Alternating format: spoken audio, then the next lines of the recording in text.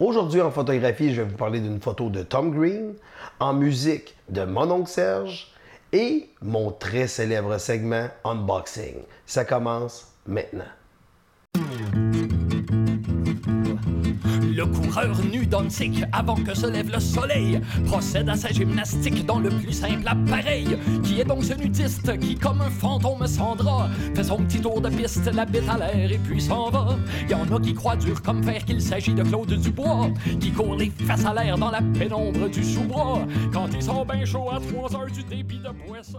Bonjour à tous, j'espère que vous avez passé une belle semaine. Ce matin, 6 h du matin, samedi. Pourquoi 6 h du matin, samedi? Faut que j'enregistre un vlog. Je quitte pour la semaine. Je m'en vais pour le travail à Dubaï et à Abu Dhabi. Et je n'étais pas certain que j'aurais toujours accès à une connexion Internet. Où est-ce que je m'en vais? Alors, je n'ai pas le choix d'enregistrer ce vlog-là avant de quitter et le mettre en ligne privé. Et pouvoir le sortir à tous les mercredis comme je fais depuis le début.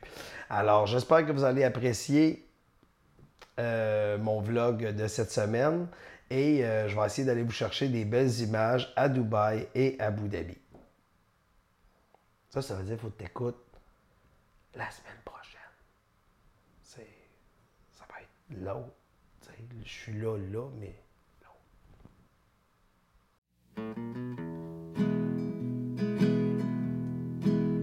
Au mépris de l'air. C'est peut-être un peu slow, ça. Ouais, ok, c'est ça, quand j'essaye trop. Hein. Au mépris de la vie des docteurs qui ne comprennent rien au bonheur et ne trouvent jamais de remède pour survivre aux fadas et aux tièdes. Moi, quand je veux fuir le poids des jours, oublier le sinistre et le glauque. Aujourd'hui, je vais vous parler de l'album de mon oncle Serge. À l'automne 2014, il y avait une émission à Musique Plus qui s'appelait Ce Show avec Mike Ward. Et à ce moment-là, à toutes les semaines, mon oncle Serge venait interpréter une composition sur l'actualité, qui est quand même un travail colossal. Et mon oncle Serge, qui a une plume incroyable, a relevé le défi. Quand on parlait de se lancer des défis, mon oncle Serge l'a fait. Et je pense que c'est le genre d'artiste qu'on a besoin au Québec. Quelqu'un qui est engagé, quelqu'un qui est... Ça fait du bien d'entendre mon oncle Serge parce que c'est pas le courant habituel. Il offre de quoi? Pour moi, c'est la définition d'un artiste intègre. Et c'est quelqu'un, quand on le connaît dans la vie, c'est quelqu'un de très timide, très à sa place. C'est quelqu'un de très posé. Gêné, c'est spécial de voir que quelqu'un... Moi, ce que j'ai remarqué du domaine artistique qui me fascine, souvent les gens que vous voyez sur scène devant des milliers de personnes que pas beaucoup de gens seraient prêts à faire, c'est souvent des gens qui sont très, très timides dans la vie. Et mon oncle Serge est l'un de ceux-là. Et aujourd'hui, je vais vous faire mon top 3 des meilleures chansons, selon moi, de l'album de mon oncle Serge 2015. En première position, je ne peux pas passer à côté, Fait très divers, avec une participation de Pépé.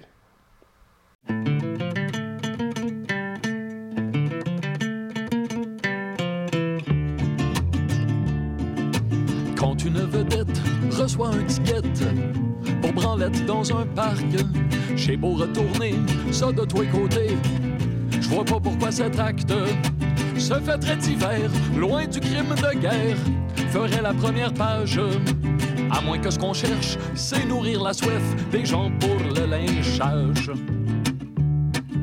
Les mesquineries font vendre la copie, les bassesses font recette. Ticlin se réjouit quand on humilie les stars et les vedettes. Oui, ça le console que sa vie soit dolle, sans que jamais il se permette la moindre écartade, par peur des brimades et de crainte qu'on le rejette. Faut-il être naïf et manquer de pif pour croire que les journaux ne feraient pas faillite sans tous ces gros titres qui excitent les badauds? Oui, il faut qu'ils versent dans la controverse et le divertissement du sensationnel plus plus que de l'essentiel, c'est ça que veulent les gens. En deuxième position, c'est une chanson qui aurait pu facilement se retrouver en première. C'est une chanson qui parle de liberté d'expression. Et pour résumer la liberté d'expression, c'est d'entendre, penser à la pire chose que vous pourriez entendre de la bouche de quelqu'un. OK, vous l'avez? C'est ça, la liberté d'expression. C'est d'entendre les propos racistes, misogynes, et de les entendre. Je ne vous dis pas d'être en accord avec, mais quand tu entends un propos raciste ou misogyne, tu sais sont où les racistes et les misogynes. Si tu brimes la liberté d'expression, on ne saura plus où est-ce que les niaiseux sont. Fait que ça prend une liberté d'expression pour trouver les niaiseux. Fait que c'est ça. Charlie Hebdo.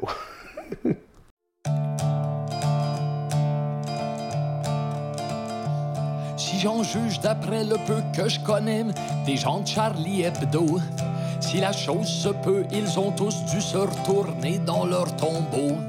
Quand les chefs d'État et les potentats, rois de la mascarade, sont venus parader pour la liberté suite à la fusillade. Parmi ces mangeux de marde, ils sont nombreux, ceux qui auraient mis en tôle les dessinateurs sur lesquels ils pleurent et qu'ils trouvaient même pas drôles. À tout le moins, souhaitons que ces oeuvres seront juste assez conséquents pour bientôt redescendre dans rue pour pourfendre leurs propres agissements.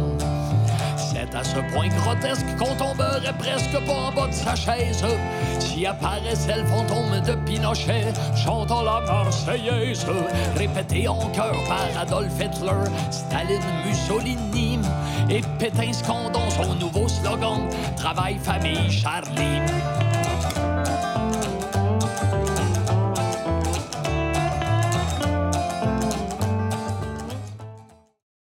En troisième position, Coupe Couillard.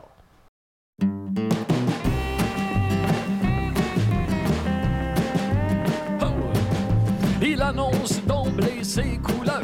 Rouge chez le cops et brun l'enveloppe. C'est la coqueluche de tous les boss croches qui crossent. Le général fantoche des grosses poches.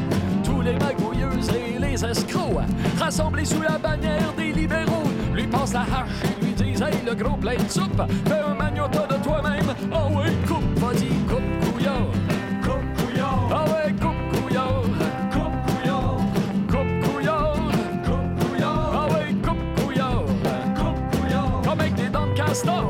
Vas-y, coupe couillard.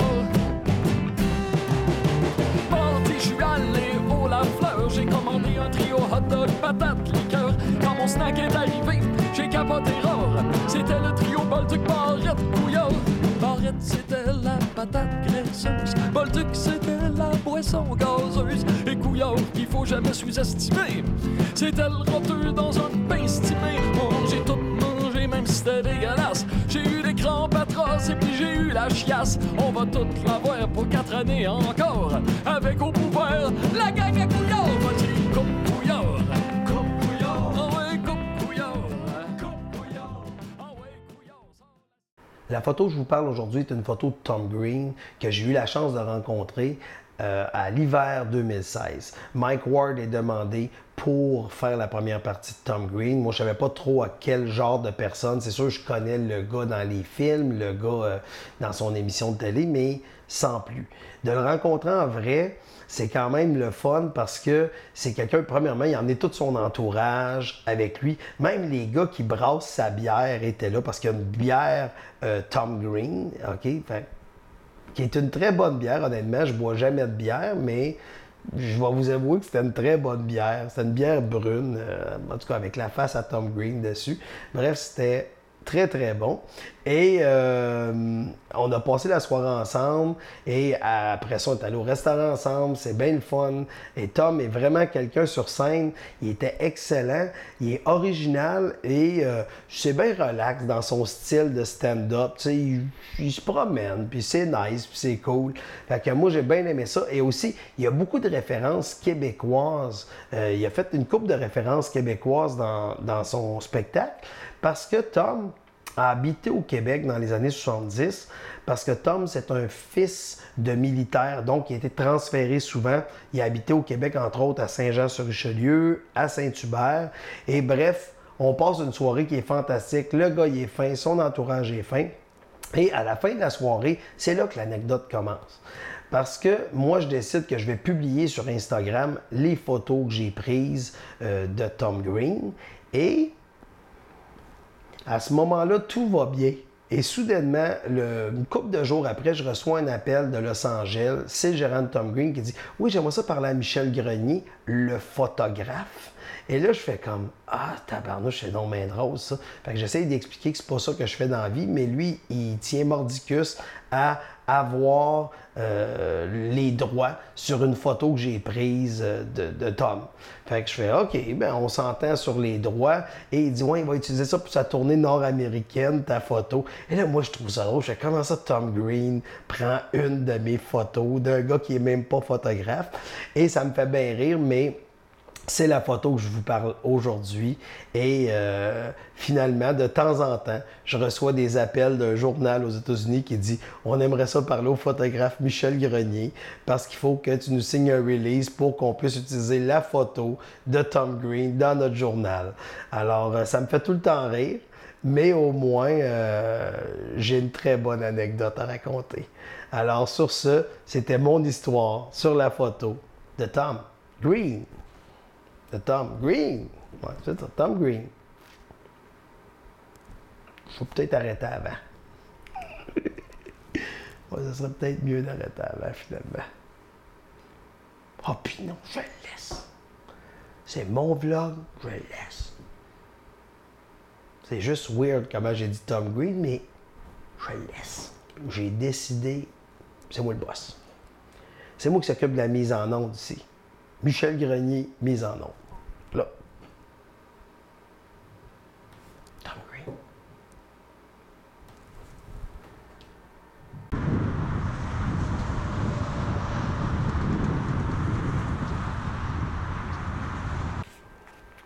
Nous sommes maintenant rendus au moment que tous et toutes attendent. Mon fameux unboxing. Cette semaine, qu'est-ce qu'on déballe?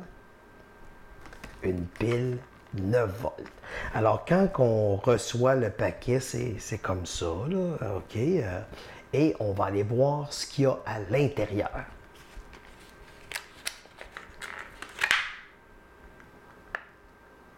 Il y a une pile 9 volts. Elle marche.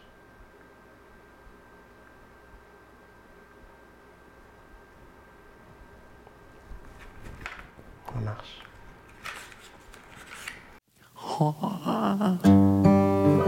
J'espère que vous avez apprécié le vlog cette semaine. Je vous invite à vous abonner à ma chaîne, à me laisser des commentaires positifs, des commentaires négatifs ou constructifs. Mais je vous rappelle, pour ce faire, ça vous prend le hashtag qui apparaît au bas de l'écran présentement. Sans ce hashtag, vous ne pouvez laisser des commentaires négatifs ou constructifs. Sur ce, bonne semaine. On se revoit la semaine prochaine avec un autre vlog. 1, 2, 3.